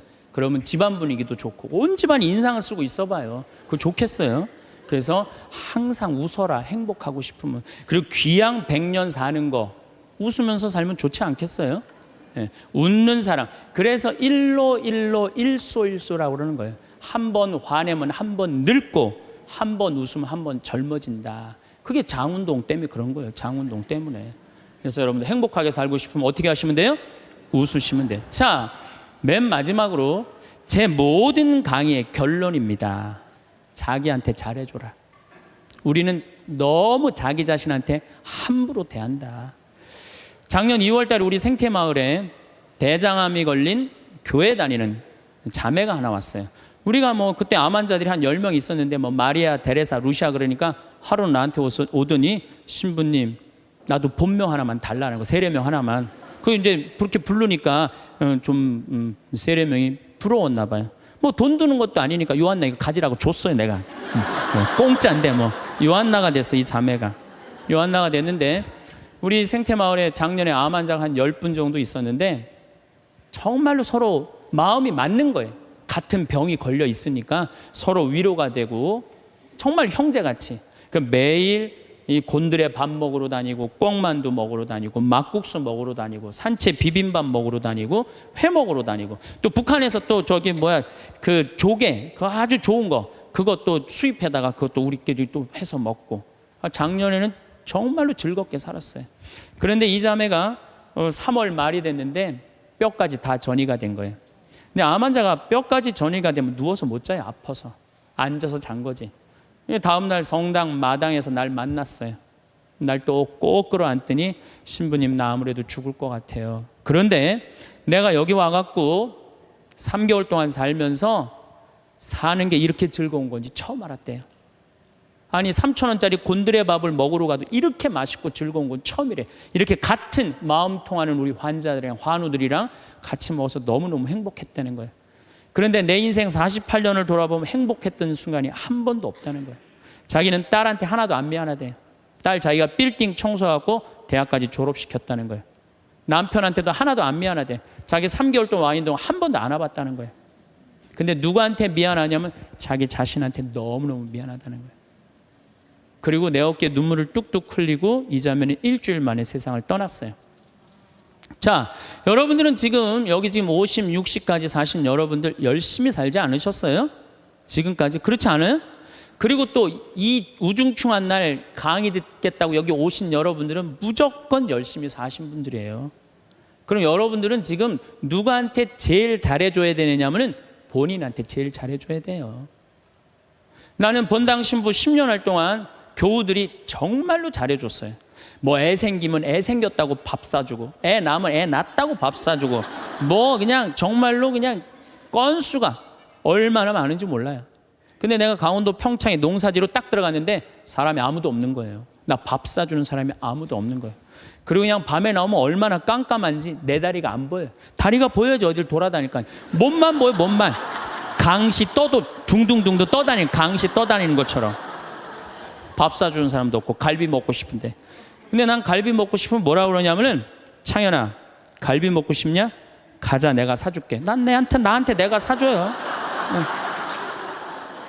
내가 또 회 먹고 싶으면은, 창현아 회 먹고 싶냐? 가자, 내가 사줄게. 난 나한테 내가 사줘요. 나는 나한테 내가 사주니까 남한테 원망 안 해요. 왜? 내가 즐겁게 먹으니까. 근데 여기는 우리 많은 자매님들 자기 돈으로 사 먹을 생각은 안 하고 아들이 사줄래나 남편이 사줄래나 1년 전에도 안 사주더니 또 안 사주네 이러고 그냥 맨날 청승을 떨면은요, 알아주는 사람 아무도 없다고. 그리고 여러분들 100년 동안 살 동안 여러분들 행복을 이웃이 챙겨줄 수 있을까요? 남편이 100년 동안 챙겨줄 수 있어요? 자식이 100년 동안 챙겨줄 수 있어요? 행복은 누가 챙기는 거냐면 내가 챙기는 거예요. 내가 나한테 행복할 수 있도록 해줘야 돼요. 근데 그냥 자기한테는 잘해줄 생각을 안 하고 남이 나한테 안 해줄까 이것만 계속 바라고 있으면 그런 여자들이 복장 터지는 여자들이에요. 그런 여자들이. 이제는 행복의 주인공은 누구다? 나다. 옷도 좀 사 입으세요. 옷도. 자기가 무슨 군인이야. 철모 쓰고 그냥 1년 내내 딱 그냥 바뀌지 않는 옷 입고 돌아다니면요, 집에서 왔다 갔다 하면요, 이 전부 다 심란해요. 저는 지난 여름에 40일 동안 미국 LA 쪽에 순회 강연 가기 전에 서울 모본당에 강의를 갔는데 강사를 많이 줬어요. 근데 마침 또 그냥 양복이 좀 안 맞아요. 살이 좀 쭉 한 10kg가 빠져갖고. 그래갖고 양복을 좀 사 입어야 되겠다. 그래서 문정 아울렛에 가갖고 내가 양복 사 입고 갔어요. 참 우리나라 옷도 잘 만들어요. 내가 50만 원어치를 옷을 샀는데 양복 2벌, 바지 2개, 50만 원인데 그렇게 사 입고 갔어요. 그럼 미국 이제 강의를 갔더니 교우들이 그러는 거예요. 어우 신부님 양복 너무너무 멋있다는 거, 메이커냐는 거예요. 아니라고, 나 이거 내 돈으로 내가 아울렛 가서 내가 사 입고 왔다고. 내가 사 입어야죠. 옷도 마음에 드는 거예요. 여러분들도 10만 원짜리 들었다가 너무 비싸다 그러고 만 원짜리 줍지 마세요. 작년 영명축일에 우리 어머니가 너무 이쁜 옷을 입고 왔어요. 평창으로. 그래서 내가 어머니한테 물어봤어요. 어머니 아들이 사줬냐 딸이 사줬냐 그랬더니 어머니 하시는 말씀이, 사주긴 누가 사주느냐고, 방송 보니까 신부님이 늙어서 옷 사 입고 싶으면 지 돈으로 사 입으라 그래서 내 돈으로 사 입었다는 거, 내 돈으로. 근데 이 노인네가 150만 원짜리 사 입고 온 거예요. 근데 내가 잘했다고 그랬어요. 왜? 우리 어머니 아버지 자식 넷 뒤도 안 돌아보고 키웠어요. 그러면 그 정도 보상받을 자격 충분해요. 난 그거보다 훨씬 더한 것도 받을 수 있다고 생각해요. 자식 위해서 재산 물려준다고 한 푼도 안 쓰고 거지같이 살기를 원하지 않아요. 그런 자식은 없을 거예요. 여러분들도 다 누구 위해서? 여러분 위해서 쓰세요. 그리고 대신 건강하게 사세요. 여행도 다니세요. 우리 어머니 77, 아버지 79 때 내가 그랬어요. 어머니 아들이 신부인데 예루살렘은 갔다 와야 되지 않느냐. 아버지 아들이 신부인데 베드로 성전은 갔다 와봐야 되지 않느냐. 같이 갔다 오자. 그랬더니 어머니가, 우리 외삼촌이 아주 부자였는데 미국에 작은 외삼촌 만나러 갔다가 거기서 돌아가셨어요. 뭐 객사하신 거죠. 그랬더니 어머니 하시는 말씀이, 우리 집은 멀리 가면 객사는 전력이 있어서 안 간다는 거예요. 그래서 내가 그랬어요. 자식들이 티켓 다 끊어놨으니까 갈래면 가고 말래면 말아라. 예. 그랬더니 어머니 아버지가 2달 전에 이제 가보니까 손잡고 산에 올라갔다 내려갔다 하더라고요. 길에서 안 죽으려고 체력 보강한다고. 한 달 전에 가보니까 옷 다 사입고 준비 끝났어. 성지순례를 갔는데 6시에 나오는데 5시 반에 나오는 거예요. 12일 동안 한 군데도 안 빼고 다 다니시는 거예요. 밥 먹으면서 내 손으로 안 하니까 밥도 너무 맛있다고 그냥 먹는 거예요. 그 토요일 날 저녁에 한국에 들어왔어요. 저녁 가족끼리 식사를 하고 저녁에 이제 헤어지고 다음 날 아침에 성지순례 간 사람들 전화를 하는데 다 비몽사몽이야. 집에 전화했는데 전화를 안 받는 거예요. 핸드폰도 안 받으시고. 난 두 분이 너무 힘들어서 돌아가셨는 줄 알았어요.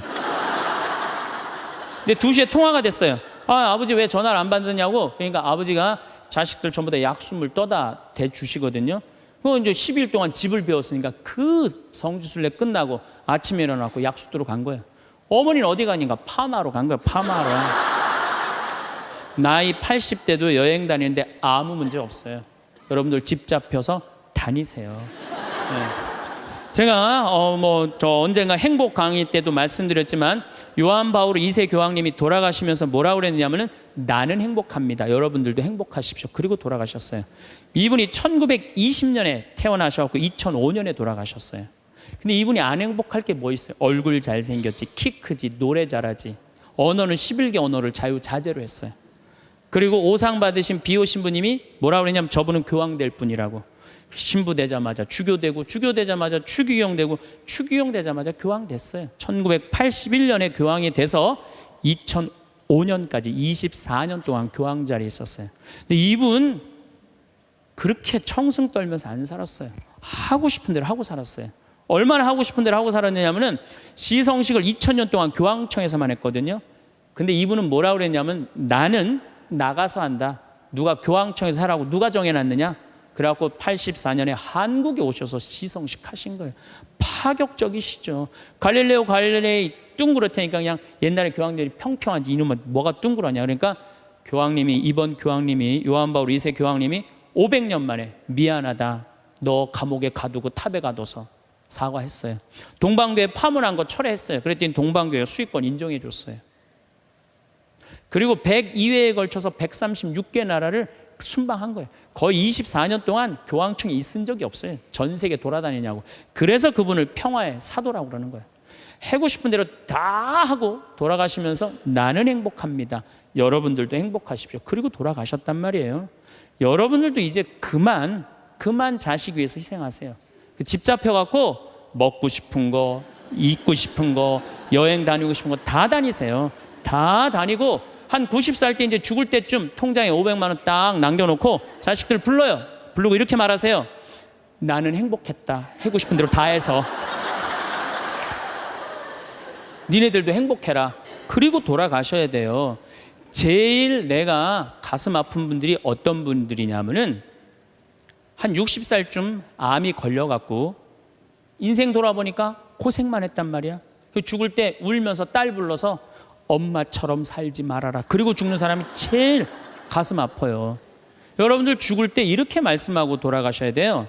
엄마처럼 살다가 행복하게 살다가 너희들도 마지막 날에 하늘나라에서 다시 만나자. 아버지처럼 행복하게 살다가 어떻게? 마지막에 하늘나라에서 우리 다시 만나자. 그리고 돌아가셔야 돼요. 그래서 여러분이 내가 내 마음 안에 슬픔, 괴로움, 고통, 불행이 꽉 차 있어. 그러면 내가 이웃한테 뭘 나눠줄 것 같아요? 슬픔, 짜증, 원망 이것만 나눠주게 돼 있어요. 근데 내 안에 기쁨이 흘러 넘쳐. 그냥 평화가 너무 흘러 넘쳐. 감사가 흘러 넘쳐. 행복이 흘러 넘쳐. 그런 분들은 이웃한테 뭘 줄 것 같아요? 기쁨, 평화, 그 다음에 구원까지 줄 수 있어요. 그래서 여러분들 돌아가시는 날, 하느님한테 돌아가시는 날, 하느님 정말로 이 세상에 와서 정말 감사합니다. 이렇게 당신 믿고 살아와서 나는 이 세상을 너무너무 행복하게 살았습니다. 그리고 돌아가실 때 꼴까닥 돌아가시라 이거예요. 그래서 여러분들 절대 돌아가시면서 엄마처럼 살지 말아라. 그리고 돌아가시지 말고 엄마처럼 살아라. 그리고 돌아가시고 행복하게 사시다가 가시기를 바라겠습니다. 우리는 인생을 살아가면서 많은 것들을 소유하게 됩니다. 그중 일부는 삶에 없어서는 안 될 꼭 필요한 것들이고 또 일부는 대개 나에게 꼭 필요하지는 않은 어쩌면 나에게 스트레스를 주는 것들도 있습니다. 우리는 간혹 이렇게 나에게 없어도 될 것들에 많은 시간과 에너지를 소비하며 살아가기도 합니다. 여러분 주위는 어떤가요? 내게 필요한 것들과 굳이 필요 없는 것들의 비율이 어느 정도로 나눠지나요?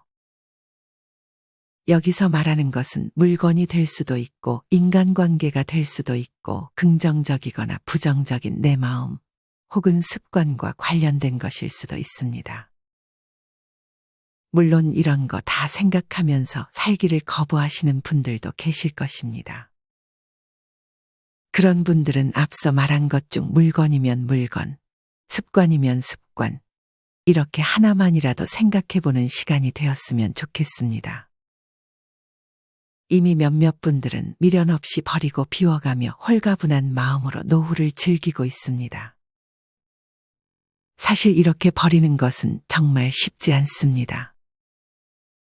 아무리 버리려 해도 버려지지 않는 것들도 있고 버리지 말아야 할 것들도 존재합니다. 그런 것들은 바로 버릴 필요는 없으니 천천히 생각하시며 길게 보고 결정하셔도 괜찮습니다. 하지만 이 이외에 나에게 스트레스를 주는 것들은 최대한 빠르게 끊어버리는 것이 좋습니다. 오늘은 이와 관련하여 인생 선배들이 노후에 일찍 버리지 못해 후회하는 4가지에 대해 알려드리겠습니다. 첫째는 물건에 대한 집착입니다. 특히나 혼자 거주하시는 어르신들의 집에는 정리할 것들이 많이 쌓여 있는 경우가 많습니다. 수많은 옷, 수많은 그릇, 일회용 수저 젓가락과 양은 냄비 등 요양사 분들이 가서 버리라고 말씀드려도 절대 못 버리게 하신다고 합니다. 그중 오래된 이불과 모아오신 옷을 쌓아두고 보관하시는 경우도 많습니다. 대개 자식들과의 추억 있는 물건 등 뭔가 정이 가는 물건들을 버리지 못하는 경우도 많습니다. 그 물건을 볼 때마다 추억이 생각나서 계속 간직하고 있는 것이죠. 자식들이 어렸을 때 입었던 옷들이나 같이 덮었던 이불들은 저 같아도 쉽게 버리지는 못할 것 같습니다. 하지만 이렇게 너무 많이 보관하는 것은 정신적인 측면에서도 건강의 측면에서도 좋지 못할 수 있습니다. 정리 안 된 집을 보면 스트레스로 다가올 확률이 높고 그곳에 세균들이 상당히 많을 것입니다. 추억 때문에 버리지 못하는 경우에는 사진으로만 남겨놓고 처분하는 것도 좋은 방법이 될 수 있습니다. 사실 대개 그 물건 자체보다는 그 물건을 보면 생각나는 좋은 추억들 때문에 버리지 못하는 것이기에 사진으로 남겨두었다가 추억을 느끼고 싶을 때마다 꺼내보는 것입니다. 전부 버리는 것이 힘들다면 정말 소중한 물건 딱 하나만 간직하고 처분하는 것도 좋은 방법입니다. 내 자식이 가장 즐겨 입었던 옷 하나, 장난감 하나, 선물 하나 이런 식으로 이것저것 여러 개를 간직하는 것보다 하나씩만 간직하자는 마음가짐을 갖는 것입니다. 이렇게 딱 하나만 놔두자고 마음을 먹는 것은 정리하는 것에 큰 도움을 줄 수 있습니다. 간혹 요리를 좋아하시는 분들은 똑같은 기능의 제품을 여러 개 가지고 있는 경우가 있습니다. 예를 들어 프라이팬만 10개가 넘게 있고 믹서기도 3대 이상 보유하고 계신 분도 있습니다. 사실 이 중 사용하는 것은 전체의 3분의 1 정도밖에 되지 않을 것입니다. 이렇게 자주 쓰는 것들만 남기고 나중에는 기능별로 하나씩의 제품만 가지고 있어도 크게 문제되지 않을 것입니다. 냄비의 경우 용도별로 하나씩 두면 좋습니다. 큰 냄비 하나, 작은 냄비 하나 정도 있으면 충분합니다. 큰 냄비가 쓸데없이 3개 이상 있다면 그것들을 다 사용하지 않을 뿐 아니라 공간만 차지하게 됩니다. 집이 어지러우면 위생적인 측면에서 우리를 위협할 뿐 아니라 우리의 뇌에도 나쁜 영향을 끼친다고 합니다. 우리의 뇌는 어지러운 집을 보는 것만으로도 휴식을 취하지 못하게 됩니다. 심지어 뇌를 피로하게 만듭니다. 무언가를 보는 것만으로도 우리의 의도와 상관없이 뇌는 일을 하기 시작합니다. 집에 물건이 많다면 눈에 들어오는 것이 많다는 뜻이고, 이로 인해 뇌가 일을 하기 시작해 머리가 아파지는 것입니다. 반면에 정리하는 습관은 뇌의 각성 수준을 높이고 주변 환경에 대한 통제감을 느끼게 해줍니다. 내가 통제할 수 있다는 느낌을 받으면 그 자체로 마음이 편해지고 뇌의 긍정적인 역할을 하게 됩니다. 이렇듯 버릴 것은 버리고 정리에 신경을 쓰는 것은 집이 깨끗해지는 것을 넘어 우리의 심리에도 아주 긍정적인 영향을 주기 때문에 최대한 내가 할 수 있는 선에서 천천히 차근차근 정리정돈을 시작하셨으면 좋겠습니다. 만약 버리는 것이 너무 아깝다는 생각이 든다면 중고로 당근마켓 같은 곳에서 팔아도 되고 주변에 나눠주는 것도 좋습니다. 그냥 버리면 아깝기도 하고 환경에 안 좋은 영향을 끼칠 수 있습니다. 나 말고 누군가가 대신 사용을 하게 된다면 마음이 한결 편할 것입니다. 어떤 노인분께서는 1년에 한 번 쓰는 살림들은 모두 나눠주고 했더니 집 공간도 넓어지고 단아한 분위기가 되어서 마음도 깨끗해지고 너무 만족한다는 글을 남겨주시기도 했습니다. 이것을 만약 한 번이라도 경험하게 된다면 정말 행복하다고 하니 여러분들도 딱 한 번만이라도 당근마켓에 안 쓰는 물건을 올려보거나 주변에 이 물건이 필요한 곳을 찾아 나눔을 해보세요. 뭐든 한 번 하는 것이 어렵습니다. 하지만 만약 한 번 해보고 좋은 기분을 느낀 분들이라면 물건을 나눠주는 것이 한 번에서 끝나지 않을 것입니다. 영상을 보고 실천하지 않으면 의미가 없어질 수 있습니다. 이 영상이 끝나면 필요 없는 물건을 하나 찾아 어디 팔거나 나눠줄 곳이 없는지 찾아보세요. 이 영상을 보는 시간이 낮이라면 오늘 밤이 되기 전까지 밤이나 새벽이라면 자고 일어나서 팔거나 나눠줄 물건이 없는지 찾아보시면 좋을 것 같습니다. 너무 닳아버린 물건은 그냥 과감하게 버리는 것도 괜찮습니다.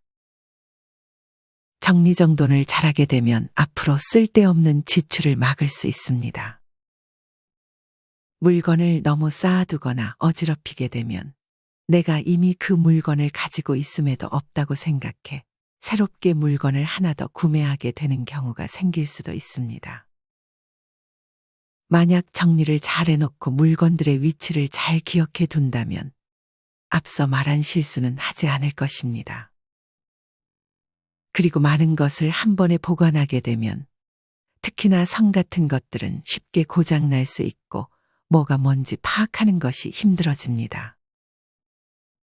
저 또한 이렇게 선을 한 곳에 모아두었다가 예전에 제품을 충전하는 선을 찾지 못해 포기했던 적이 많았습니다. 이러면 또 지출을 불러오게 되는 것입니다. 이뿐만 아니라 쾌적한 집에서는 내가 할 일들을 생각하고 정리하고 추진하는 데 도움이 되고 긍정적인 마인드와 에너지가 생기는 등 정리를 잘하게 되면 얻게 되는 장점이 정말 많습니다. 앞서 얘기했듯 전부 버리기만 하라는 말씀을 드리는 것이 아닙니다. 미니멀한 삶에서 평안함을 느끼는 분들도 있겠지만 평생을 함께한 익숙한 것들에 둘러싸였을 때 안정감을 느끼는 분들도 있을 것입니다. 또한 오랜 기간 그냥저냥 함께한 살림살이들을 하루아침에 정리한다는 게 쉬운 일도 아닐 것입니다. 그렇기 때문에 시간을 두고 나에게 안정감을 두는 물건들을 제외하고 스트레스를 주는 불필요한 물건만 천천히 정리하시는 것이 좋습니다. 많은 분들이 무언가를 구매하는 등 물질을 통해 나를 채우려고 하는 경향이 있습니다. 하지만 내면의 평안과 안정을 위해서 이런 사물보다는 자기를 돌아보고 성찰하는 성찰지향적인 삶을 추구하는 것이 좋습니다. 물건을 비우고 내면을 채우는 그런 노후의 삶을 누리셨으면 좋겠습니다. 일찍 버리지 못하면 후회하는 두 번째는 몸에 배어버린 안 좋은 소비 습관입니다. 2022년 12월의 통계에 따르면 노후 준비가 잘 되고 있다는 인구의 비율이 고작 8.7%에 그쳤다고 합니다. 특히나 75세 이상의 고령자 중 57%가 노후 준비가 잘 안 되고 있다고 응답했습니다. 절반 이상이 노후의 경제적인 준비가 잘 안 되고 있는 것으로 해석할 수 있습니다. 여기에는 다양한 이유가 있지만 돈을 쓰는 습관이 주요 원인 중 하나입니다.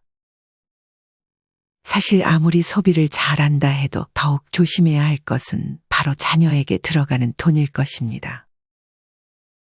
이 부분을 먼저 짚고 넘어가겠습니다.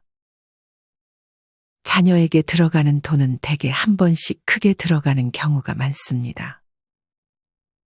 사교육비는 물론 등록금, 사업자금, 결혼자금 등 이 모든 것을 챙겨줘야만 부모로서의 노릇을 하는 것이라 생각하는 것은 결코 옳지 못합니다. 오히려 자식 스스로가 이런 것들을 하나씩 이룰 수 있게 만들어주는 것이 더 중요합니다.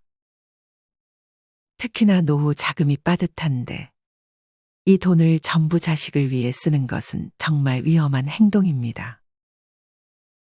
만약에 여유가 있다면 일부는 도와줘도 괜찮지만 아무리 자식을 사랑해도 내 모든 것 전부를 주어서는 안 됩니다. 이것은 비참한 노후로 가는 지름길이니 자식 잘 되는 것만 생각해 나 자신을 희생하는 선택을 하지 마시길 바랍니다. 자식들에 들어가는 돈을 제외하고 내 소비 습관을 한번 돌아보는 것 또한 아주 큰 도움이 됩니다. 월급을 아무리 많이 받는다고 해도 그만큼 지출 관리를 하지 못하게 되면 결국 모이는 돈이 없게 됩니다. 물론 내 행복과 건강을 해치면서까지 먹을 거 아껴가면서 너무 과하게 아끼는 것은 좋지 않습니다. 너무 절약하다가 몸에 병이 날 수도 있습니다. 쓸 땐 쓰는 것이 좋습니다. 그것이 나 자신을 위한 것이라면 더욱 좋습니다. 이 이외에 내 통장에서 나가는 돈이 뭐 때문에 빠져나가는지 파악하는 것이 중요합니다. 저 같은 경우에도 예전에 이런 것들을 알지 못해 1년 동안 사용하지도 않는 것에 돈만 계속 빠져나갔던 경험이 있습니다.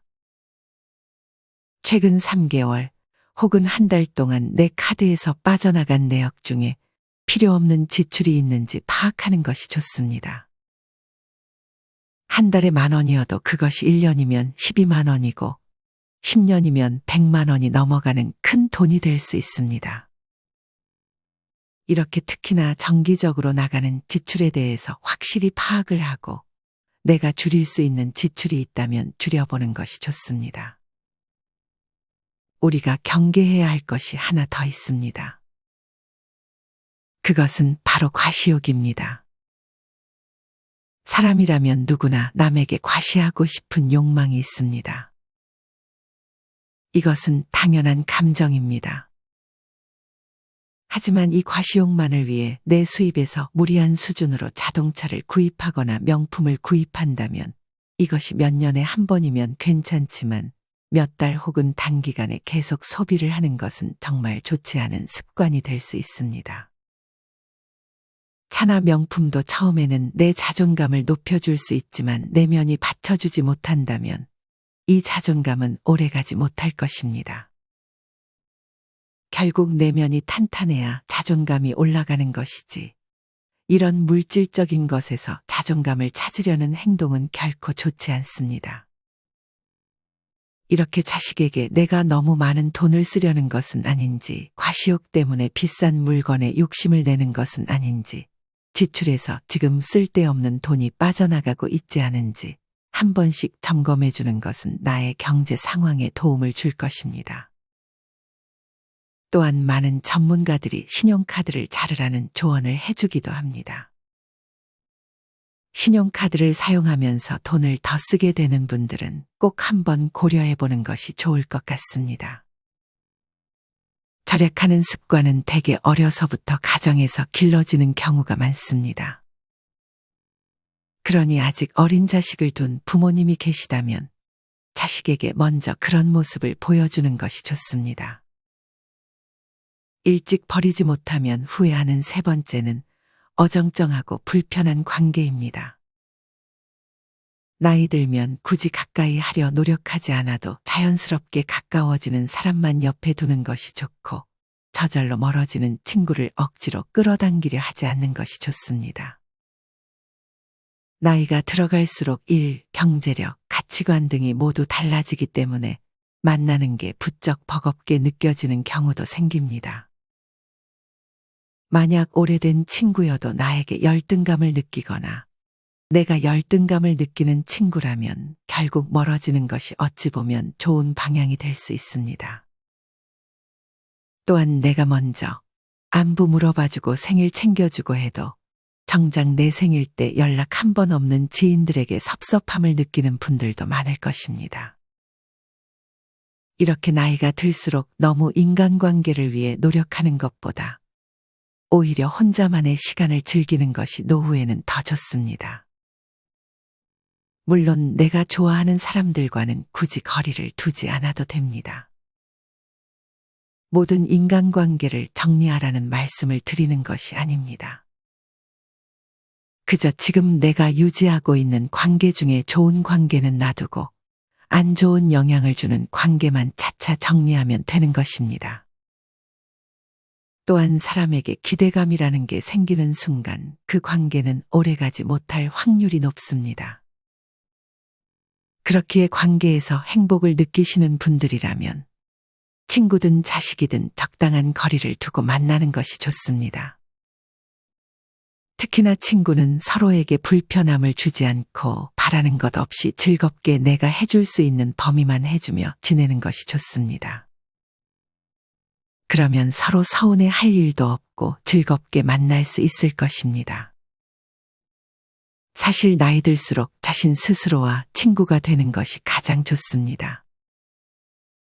혼자 있으면 자신과 대화하는 시간이 많아지고 현실적인 친구는 거의 없는 경우가 많습니다. 어쩌다 알게 된 친구도 어떤 계산적인 상황이 되면 인연이 끊기는 경우가 대부분입니다. 먼저 연락하고 아량을 베풀고 이러는 것 자체가 피곤하고 그대로 좋게 받아들이는 친구도 드물어집니다. 오히려 나이가 들수록 친구와의 깊은 관계보다는 이웃과 그리 깊지 않은 관계로 인사하며 사이좋게 지내는 것 자체로 좋다는 분들도 많이 계십니다. 아마 아직 이것에 반박하는 마음이 있는 분들이 계실 것입니다. 정답은 없습니다. 아무리 그래도 친구 만나는 것이 좋은 부분이 많다고 하면 굳이 정리하지 않으셔도 됩니다. 특히나 혼자 있는 것에 외로움을 많이 느끼시는 분들이라면 너무 한 번의 관계를 정리하는 것보다 먼저 혼자 있는 시간을 즐기는 방법을 차근차근 익히고 관계에 대해서 다시 생각해 보는 것도 좋습니다. 좋은 판단을 하기 위해서는 나 자신에 대해 잘 아는 것이 중요합니다. 나는 어떤 사람인지 나 자신과의 대화를 먼저 해보고 그 다음에 관계에 대해 내가 정리할 부분이 없는지 천천히 생각해 보시길 바랍니다. 일찍 버리지 못하면 후회하는 네 번째는 욕심입니다. 그 중에서 특히나 사기를 조심해야 합니다. 노후에 사기를 당하게 되면 타격이 너무 큽니다. 젊었을 때도 물론 사기를 당하면 타격이 크지만 그래도 만회할 시간이 남아 있습니다. 하지만 노후에는 수입도 많지 않을 것이고 체력도 예전 같지 않을 것이기 때문에 특히나 사기에 조심해야 합니다. 절대 고수익을 위한 투자는 하지 마시길 바랍니다. 세상에 공짜는 없습니다. 고수익을 보장해 준다면 그만큼 위험성도 같이 있다는 말입니다. 특히나 요새 노후 자금을 노리는 사기꾼들이 많아진 것 같습니다. 이런 사기꾼들은 엄벌에 처해야 하지만 죄가 그리 무겁지 않다는 것이 현실입니다. 사기꾼이 없어지지 않는다면 우리는 우리가 조심하는 방법밖에 없습니다. 대개 사기를 당하는 경우를 살펴보면 나에게 약간의 욕심이 끼어 있거나 아니면 좋은 사람이 되고픈 마음이 있다거나 이유 없는 친절을 얻어먹고 나중에 거절을 못하는 분들이 피해자가 되는 경우가 많습니다. 여기 해당한다면 더욱 주의하셔야 합니다. 사기꾼들은 초반에 매우 친절하게 다가올 것입니다. 그러고 나중에 나를 위하는 척 돈을 요구할 것입니다. 아무리 착해 보이고 친절해 보이고 아들 같아 보이고 딸 같아 보여도 결국 돈을 요구하는 사람은 반드시 피해야 합니다. 내가 돈을 주지만 않으면 사기를 당할 일이 없습니다. 사인이나 도장 찍는 것도 안 하시는 것이 좋고 명의를 빌려주는 것도 피해야 합니다. 이 경우는 특히 가까운 사람을 조심해야 합니다. 가족이니까 안타까워서 별 문제 안 될 거라고 생각해서 명의를 빌려주고 빚을 떠안게 되는 경우도 꽤 많습니다. 내 자신은 내가 지켜야 합니다. 내가 잘 모르는 것은 돈을 빌려주어서도 명의를 빌려주어서도 안 될 일입니다. 결코 그 사람이 안쓰러워서 미안해서라는 감정이 앞서서는 안 됩니다. 어떤 현명한 분은 통장 색깔 보여주라고 해도 안 보여주고 얼마 있는지도 절대 말 안 한다고 합니다. 또한 돈거래는 은행하고만 하라고 조언합니다. 이렇듯 돈에 있어서는 냉정함을 잃지 말아야 합니다.